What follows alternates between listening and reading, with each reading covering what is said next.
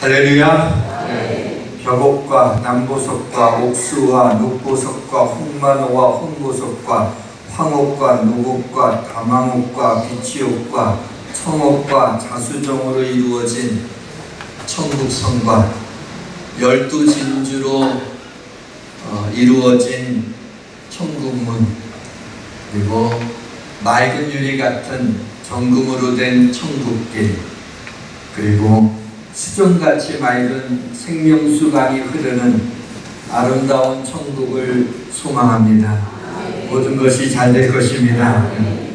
전 세계에 뜨거운 관심을 받는 스포츠 중 하나는 바로 월드컵 축구일 것입니다. 2002년 우리나라에서 열린 월드컵에서 우리나라가 4강에 드는 그런 기적 같은 일이 일어나면서 온 민족이, 백성이 기뻐하며 아주 좋은 에너지를 얻은 것이 아직도 감동으로 남아 있습니다. 이번에는 16강에는 진출하지 못했지만은 지난번 월드컵 우승국이기도 하고 피파 랭킹 1위 독일을 2대0으로 이기는 그런 우리 대표팀에 박수를 보내고 싶습니다.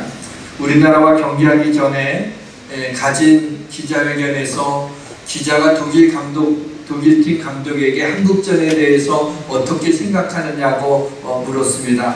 그랬더니 이번 경기를 생각하지 않고 다음 경기를 생각한다, 이런 인터뷰를 하는 거예요. 그래서 야, 우리나라를 무시하는구나, 우습게 보는구나 생각하고 독일은 꼭 이겼으면 좋겠다, 그런 마음이 간절했는데 1대0도 아니고 2대0으로 이겨서 얼마나 마음이 기쁜지 모릅니다. 그러면 떠오르는 말씀이 교만은 패망의 성공이다 라는 말씀이 떠올랐습니다. 오늘 밤 자정에는 프랑스와 크로아티아의 월드컵 결승이 있습니다. 준결승에서 이 크로아티아가 영국과 시합을 하게 됐습니다. 영국 언론들은 여러 가지 이유를 들면서 영국이 승리할 것이 확신하다고, 이번 월드컵이야말로 축구 종주국인 우리 잉글랜드가 아마 우승하게 될 것이다 라고 하는 그런 거침없는 전망을 내놓았습니다. 그러나 크로아티아가 2대1로 승리를 했습니다. 그런데 크로아티아의 주장 모드리치가 기자회견에서 이런 말을 했습니다. 영국 기자들이나 TV 해설자들은 좀 더 겸허하게 상대를 존중해야 된다, 이런 말을 했는데 그 말에 제 마음에 확 들어오는 거예요. 하나님의 말씀처럼 어떻게 그렇게 감동이 되고 제가 은혜를 받았습니다. 존중, 존경, 존귀를 뜻하는 리스펙에 대한 생각이 깊어졌습니다. 마치 하나님이 하트 시그널을 보내시는 것 같았습니다. 오늘은 하나님의 하트 시그널 두 번째 시간으로 리스펙에 대한 말씀을 전하려고 합니다. 제가 목회하면서 20여 년 동안 학교에 교복으로 있을 때를 빼고 한 20년이 넘게 많은 설교들을 했지만 한 번도 이 리스펙, 존경 혹은 존귀에 대한 것을 주제로 말씀을 전한 적이 없었습니다. 또 그와 같은 주제로 말씀을 들은 적도 없어서 이 리스펙이라고 하는 주제를 가지고 말씀을 전한다는 것이 저에게는 모험이었지만 우리 하나님께서 인사이트를 주실 줄 믿고 말씀을 준비하기 시작했습니다. 이 시간에 성령께서 어리석은 목사의 한계를 극복하시고 역사에 드시기를 주님의 이름으로 축원합니다. 존 비비어의 책 가운데 존중이라고 하는 책이 있습니다. 이 책을 처음 펴보게 되면 남을 나보다 낮게 여기는 것이 존중이다 라고 쓰여져 있습니다. 존중에 대한 뜻을 잘 표현한 말이라고 생각이 들었습니다. 사람은 자기가 존중받고 있다고 하는 존중받지 못하고 있다고 하는 느낌이 들게 되면 자존심이 상하고 아주 기분이 상당히 나쁩니다. 그래서 존중받으려고 남들보다 좀 더 돈을 많이 벌려고 하고 남들보다 좀 더 좋은 학교를, 좀 더 공부를 더 많이 하려고 합니다. 또 남들이 쉽게 가질 수 없는 명품백을 들고 싶기도 하고, 남들이 쉽게 탈 수 없는 그런 고급 외제차를 타고 싶어 하는 것입니다. 그런 가운데 식당에서는 고기를 굽는 종업원에게 팁까지 주면서 서비스를 잘해달라고 합니다. 이 모든 것은 죄송합니다. 존중받기 위해서입니다.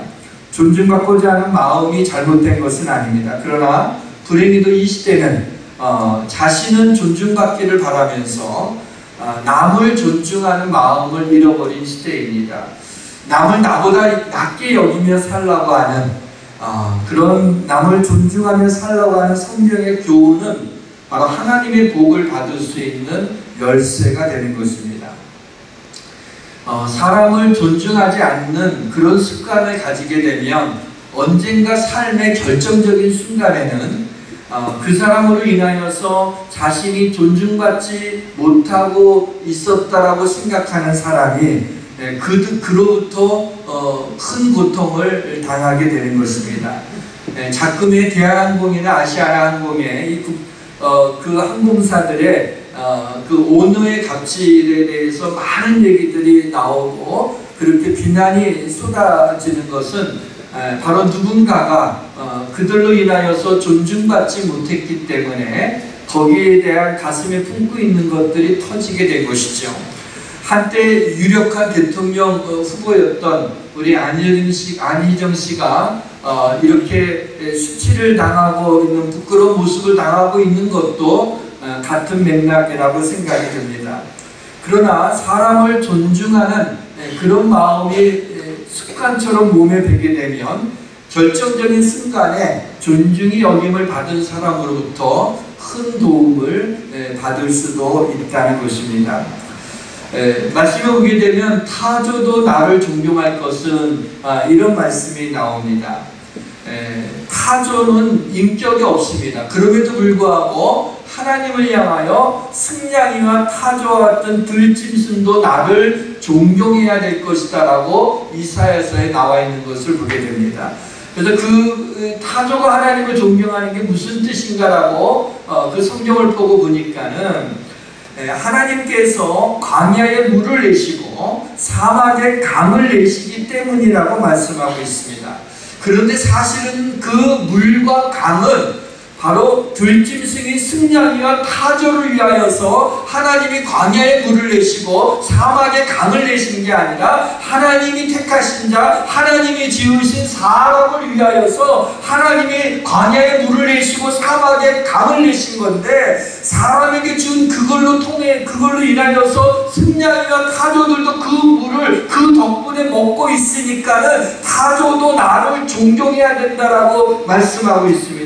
무엇을 얘기하고 있는 건가요? 타조와 승냥이와 같이 그 사람을 위하여 지어놓은 그 물과 강으로 인하여 그들이 목을 축이고 생명을 유지할 수 있다면, 하물며 하나님을 찬송하게 하려고 지음받은 사람이 하나님을 존귀히 여기며 하나님을 리스펙해야 된다는 것이 너무나 마땅하지 않느냐라고 하면서 하나님께서 타조를 통해서 우리 인간으로 하여금 우리를 지으신 하나님을 존귀하게 여기고 하나님 앞에 영광과 찬양을 돌리게 하려는 그런 하나님의 깊은 그런 마음이 느껴지는 것을 느낄 수 있었습니다.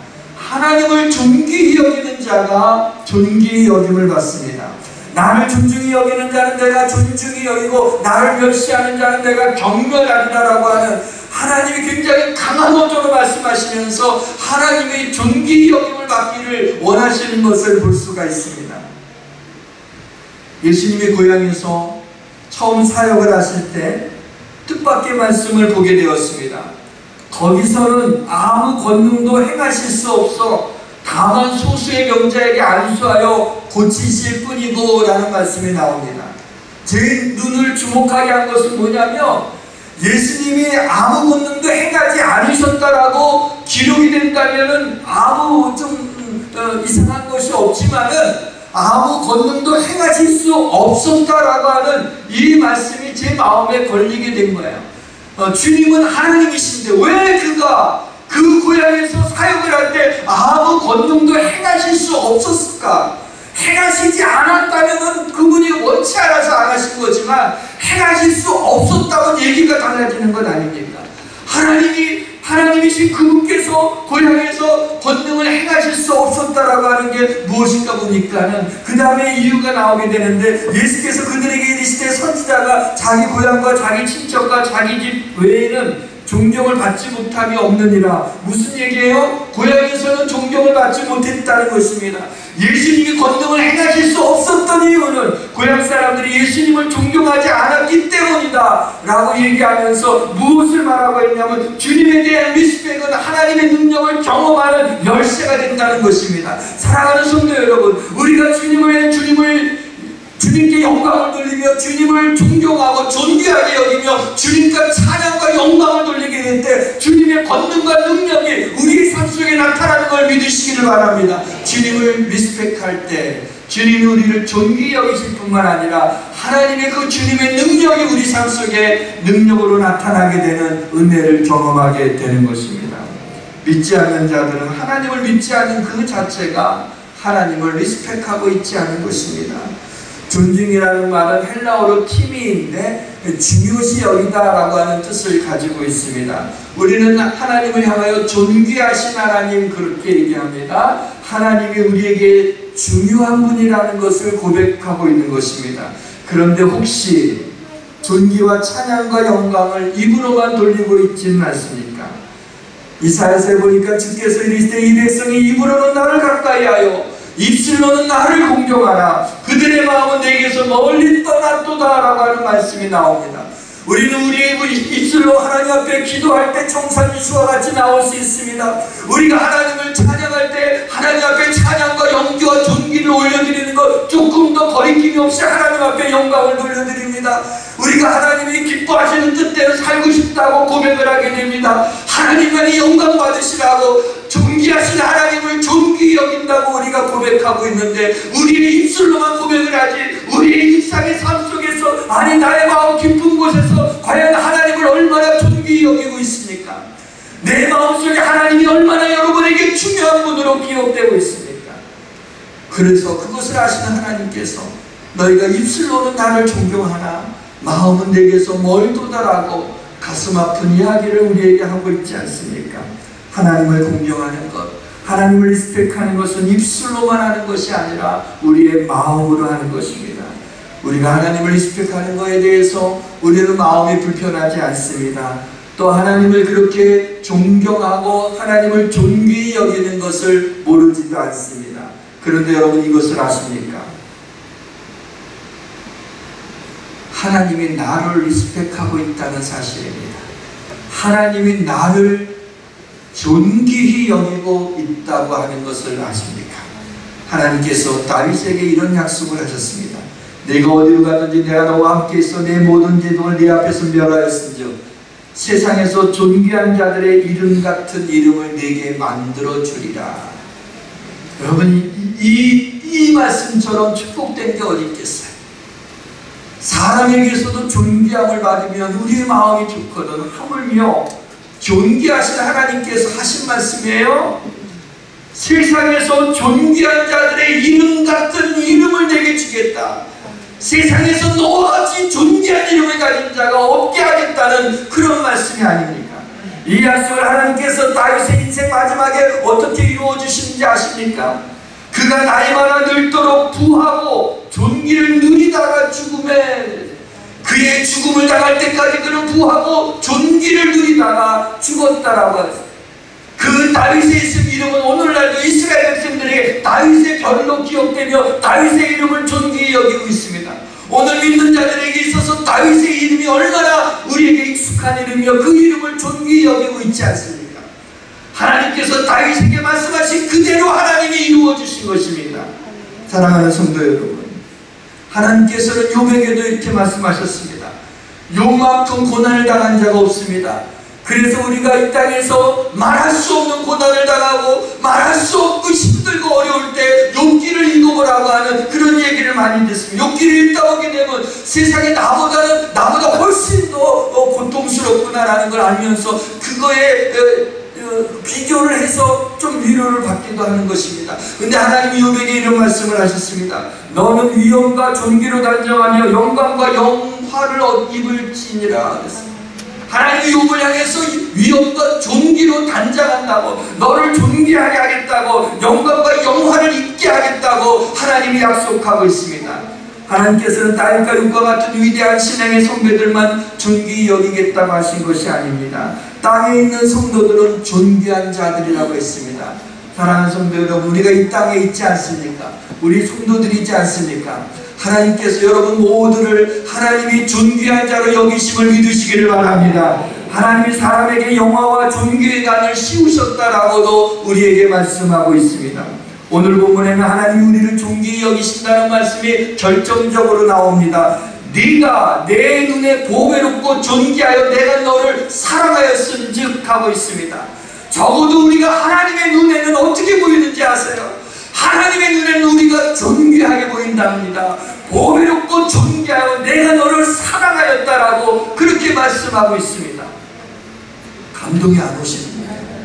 세상에 이게 얼마나 놀라운 말씀이에요. 존귀하신 하나님이 나를, 여러분 문 대통령이 와갖고 여러분한테 존귀한 우지사님 그러면 늘 가슴이 벌렁벌렁하지 않겠어요? 그런데 존귀하신 하나님, 전능하신 하나님, 창조주 하나님께서 우리를 향해서 네가 내 눈에는 보배롭고 존귀하여 내가 너를 사랑하였은지라고 명확하게 말씀하고 있음을 믿으시길 바랍니다. 믿는 자에게 하나님의 존귀하심이, 존귀로 우리를 옷을 입힘을 믿으시길 바랍니다. 만군의 여호와가 이르노라, 나는 네가 정한 날에 그들을 나의 특별한 소유로 삼을 것이고 또 사람이 자기를 섬기는 아들을 아낀같이 내가 그들을 아끼리니. 사랑하는 성도 여러분, 하나님 우리를 향해서 너는 내 것이라고 하나님이 우리를 소유로 삼으셨다는 걸 아는데 그 소유가 스페셜하다는 거예요. 내가 너를 특별한 소유로 삼고, 사람이 자기 아들을 아끼지 않습니까? 그와 같이 내가 너를 아낀다고. 아니, 사람이 때로는 어미가 젖먹이를 잃을지라도 나는 너를 잊지 않겠다고 그렇게까지 약속하시면서 우리에게 대한 사랑을 표현하시며 우리를 하나님이 그렇게 존귀히 여기시는 겁니다. 어떤 것으로도 우리를 바꾸지 않고 하나님이 그가 당신의 아들 예수 그리스도의 피 흘려 죽기까지 하심으로 우리에게 대한 사랑을 표현했고 그만큼 우리를 존귀하게 여기신다는, 하나님이 우리를 존귀히 여기신다는 걸 믿으시기를 바랍니다. 우리는 하나님 앞에서 존귀하자지만 깨닫지 못하면 멸망하는 짐승과 같다고 말씀하고 있습니다. 하나님이 나를 존귀하게 여기신다는 걸 믿으면 존귀한 자가 됩니다. 그러나 그것을 믿지 못하면 나 같은 거 사람들은 나 무시하고 직장에서 나 별것이 나 무시하네. 에이 너무 세상 살지 못하겠다. 그럼 멸망하는 짐승과 같이 돼요. 그러나 누가 뭐라고 해도 하나님이 나를 존귀히 여기시는데, 하나님이 나를 보배롭고 존귀하다고 하셨는데, 그러면서 하나님이 나를 사랑하시는 그 사랑으로 내가 존귀한 존재임을 믿으면 하나님이 우리를 존귀하게 만드시는 것입니다. 하나님이 언제 우리에게 존귀의 옷을 입혀주십니까? 하나님을 존귀히 여길 때 물론 우리를 하나님이 존귀하게 하시겠다고 했습니다. 또 하나님이 우리를 보배롭고 너를 존귀하게, 내 눈에는 그렇다고 할 때 그걸 믿으면 존귀하게 됩니다. 마지막으로 중요한 것은 뭐냐면 사람에 대해서 겸손하게 서로 먼저 존경하기를, 서로 존중하며 존귀히 여기라고, 그럴 때 너희를 존귀하게 하겠다고 하나님이 약속하셨습니다. 형제를 사랑하여 서로 위하고 존경하기를 서로 먼저 하며. 형제를 존경하는, 어떤 사람을 이렇게 존경하려고 하게 되면 내가 자존심이 상하는 줄 알아요. 그를 존경하면 내가 좀 그 사람보다는 낮아지는 것 같은 그런 생각이 들어서 네가 보기를 싶다고 인사도 봐서 누가 먼저 하나 보다가 먼저 하면은 그때서야 내가 먼저 하면은 뭔가 내가 낮은 사람처럼 느껴요. 여러분 그렇지 않아요. 그렇지 않아요. 보면은 존경하기를 서로 먼저 하라고 그랬어요. 형제를 존경할 때 존경을 받아요. 존귀히 여길 때 존귀함을 받습니다. 겸손은 존귀의 앞자리예요. 겸손한 마음으로 서로 먼저 존경해야 돼요. 베드로후서에 보게 되면 무사람을 공경하며 라는 말씀. RSV 영어 성경에 보니까 respect to everyone 그랬어요. respect to everyone. 모든 사람에 대해서 리스펙을 해야 된다. 모든 사람에 대해서 리스펙을 해야 된다. 가족끼리도 리스펙을 해야 돼요. 가족이니까 함부로 하기가 쉬워요. 우리가 자식에 대해서도 너는 내 새끼니까 이 자식 이러지 말고 존귀히 여겨야 돼. 그러면 그런 놈의 자식 얼마하고 바꾸실래요? 한 1억하고 바꾸실래요? 바꿀 수가 없어요. 왜? 존귀한 존재예요. 가족끼리도 존귀히 여겨요. 친구끼리도요. 친하다고 뭐예요? 친하지만 존귀히 여기는 마음이 있어야 돼요. 성도들끼리도 하나님이 불러준 성도들끼리 말할 것 없죠. 존귀히 여겨야 되는 겁니다.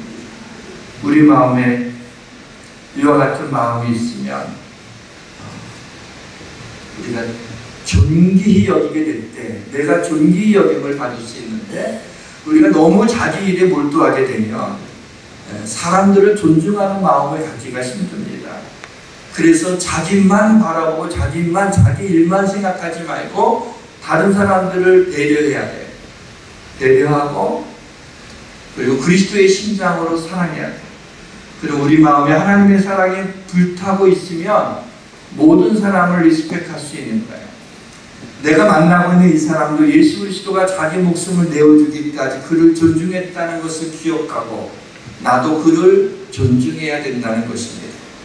내가 만나는 사람들을 만나는 사람마다 존중하려는 마음을 가질 때 우리도 모르는 사이에 성령께서 우리의 마음과 생각을 인도하시고 우리의 삶을 인도해 주심을 믿으시기를 바랍니다. 디모데전서에 보게 되면 잘 다스리는 장로들은 배나 존경할 자로 알 때 말씀과 가르침에 수고하는 이들에게는 더욱 그리할 것이니라. 말씀과 가르침에 수고하는 이들을 위해서 존경하라는 것이 아니라 자신을 위해서 존경하라는 것입니다. 이런 말씀에 대해서 목사는 잘 전하기가 어려워요. 자기 존경하라고 하는 얘기야? 뭐 이렇게 생각할까봐 아예 그 싹스를 따르기 위해서 이 말씀들을 잘 전하지 않습니다. 그러나 오늘은 이 말씀을 전하지 않을 수 없어요. 왜요? 말씀과 가르침을 받을 때 그 말씀이 은혜가 되기 위하여서는 말씀을 전하는 자들에 대한 존경의 마음이 없으면 그 말씀이 나에게 은혜가 되질 않아요. 그래서 말씀을 전하는 자, 가르치는 자, 장로, 그렇게 리더들에 대해서 우리가 존경하는 마음, 리스펙을 가지고 있을 때 그것이 나에게 은혜가 되고 도움이 되는 거예요. 여러분, 한나라고 하는 사람을 알죠? 아이를 갖지 못했습니다. 그래서 성전에 가서 통곡하며 기도를 합니다.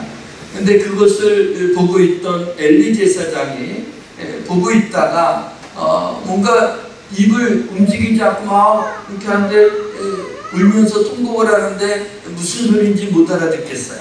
그래갖고 야, 너 독주와 포도주를 좀 끊으라고, 술 취한 줄 알고 술을 끊으라고 그래. 아니 이게 할 말입니까? 지금 너무 괴로워서 하나님 앞에 통곡하며 기도하고 있는데 제사장이라는 자가 와갖고 술 끊으라고 그러니 얼마나 황당하겠어요. 여러분, 이 엘리 제사장은 어떤 사람이냐면은 그렇게 바람직하지 못했어요. 두 아들 교육을 잘못 시켰어요. 결국에는 하나님이 두 아들을 죽입니다. 그리고 엘리 제사장도 비두나에서 의자에 앉아서 졸다가 목이 부러져 죽은 사람이에요. 하나님의 저주를 받은 거죠. 그러니까 바람직하지 못한 제사장이었어요. 그런데 여러분, 이 한나가 어떻게 했는지 아세요? 한나가 이 엘리 제사장에 대한 존경의 마음이 없다면 아니 내가 지금 통곡하고 하나님 앞에 기도하는데 아니 술 취하다니요. 아니 어떻게 제사장이 그렇게 말씀할 수 있어요? 아니 그렇게 분별력이 없으시냐고. 내가 지금 마음이 괴로워서 하나님 앞에 울면서 기도하는데 어떻게 그런 얘기 하실 수 있어요? 흑흑흑 하고 그냥 떠나버릴 수 있잖아요. 얼마나 시험될 만한 그런 얘기입니까? 그런데 어떻게 한나가 그 얘기에 대해서 얘기했느냐면 내 주여 그렇지 않습니다. 나는 마음이 슬픈 여자라 술을 마신 게 아니라 여호와 앞에 내 심정을 통한 것뿐입니다. 당신의 여정을 악한 여자로 여기지 마옵소서 그랬어요. 자신을 모욕한 그 엘리 제사장을 존중했습니다. 존중하니까 내 주여라고 하는 호칭이 나오죠. 당신의 여종이라는 말이 어떻게 나오게 돼요? 당신을 존중합니다는 뜻이에요. 그것은 바로 엘리 제사장의 인격 때문이 아니라 하나님의 제사장으로 세웠으니까는 그 권위에 대해서 제사장이기 때문에 존중한다라고 하는 것입니다. 그래서 이 한나는 그렇게 고백을 하게 될 때 제사장이 얘기합니다. 평안히 가라. 이스라엘의 하나님이 내가 기도하여 구한 것을 허락하시기를 원하노라 할 때 한나가 당신의 여종이 당신께 은혜 입기를 원하나이다 하고 가서 먹고 얼굴에 다시는 근심빛이 없더라. 그 후에 사무엘과 5 자녀를 얻게 된 것을 볼 수가 있습니다. 만약에 주의 종에 대한 존중의 마음이 없다면 어떻게 사무엘을 얻었으며 5 자녀를 얻을 수가 있었겠습니까? 존중하는 마음을 갖게 될 때 이런 축복을 받게 된 걸 봅니다. 부모를 공경해야 됩니다. 이것은 약속 있는 첫 계명입니다. 부모를 공경할 때 공경이라는 말은 리스펙입니다. 부모를 존중하라는 이야기입니다. 부모에게 용돈 드리는 것도 중요한 일이에요. 많이 주셨으면 좋겠습니다. 그러나 그보다 더 중요한 것은 내 부모님을 향한 존중하는 마음이 있느냐라고 하는 겁니다. 부부 사이에도 존중이 필요합니다. 그러나 너희도 각각 자기 아내 사랑하기를 자신같이 하고 아내도 자기 남편을 존경하라. 아내를 향해서 자기 남편을 존경하라고 말씀하고 있습니다. 또 이것은 남편만 존경하라는 것이 아내가 남편만을 존경하라는 것이 아닙니다. 남편도 아내를 존경해야 됩니다. 각각 거룩함과 존귀함으로 자신의 아내 대할 줄을 알고 존귀함으로 아내를 대하라고 말씀하고 있습니다. 이제 말씀의 문을 닫으면서 가장 중요한 말씀을 드립니다. 대형교회 목사님이 아마 이 말을 들으시면 아마 글쎄요, 가소롭다는 표현보다는 그러냐 이렇게 슬그머니 미소를 지을 수 있는 얘기입니다. 저는 우리 교회를 향하신 하나님의 사랑과 축복에 대해서 어쩔 줄을 모르겠습니다. 그래서 겸손을 잃지 않게 해달라고 날마다 하나님 앞에 기도합니다. 거룩한 두려움으로 모든 사람을 존중하며 살게 해달라고 기도를 합니다. 사랑하는 성도 여러분, 겸손을 잃지 마시고 거룩한 두려움으로 모든 사람을 존중하는 마음으로 살 수 있게 해달라고 기도하시기를 바랍니다. 이것은 우리 인간의 본성으로 되지 않기 때문에 하나님께 구해야 될 제목입니다. 하나님, 존중하며 살 수 있게 하나님 제 마음을 다스려 달라고, 존중의 마음을 달라고 하나님 앞에 기도하시면 하나님이 반드시 존중의 마음을 주실 것입니다. 왜냐하면 우리가 하나님을 리스펙하는 것뿐만 아니라 우리가 서로 존중하며 사는 것이 하나님의 하트 시그널이기 때문입니다. 이 존중하는 마음, 하나님을 존귀히 여기며 모든 사람을 존중하는 마음, 그런 마음으로 여러분의 인생을 씩씩하게 살아내어서 하나님이 여러분들을 존귀하게 입히시는 그 존귀함으로 이 땅을 살아내는 복된 인생이 되시기를 주님의 이름으로 축원합니다. 우리 그 하나님을 찬양하겠습니다.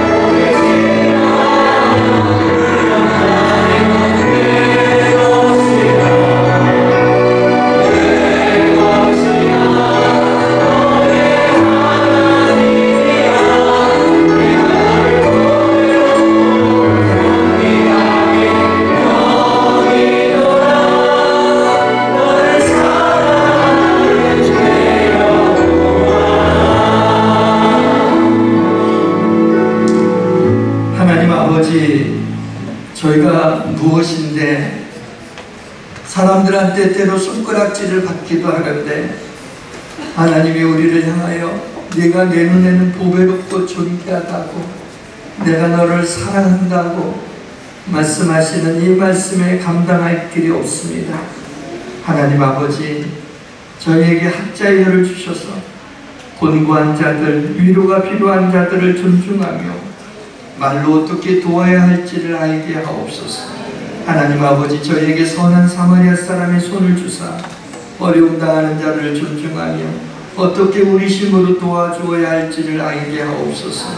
하나님 아버지, 저희에게 북한 땅과 미얀마 땅과 이 땅의 탈북민과 외국인 노동자, 눈물 흘리고 있는 우리의 이웃을 리스펙하는 마음을 주사 우리를 통해 하나님의 사랑이 흘러가게 하옵소서. 예수 그리스도의 이름으로 기도하옵나이다. 아멘.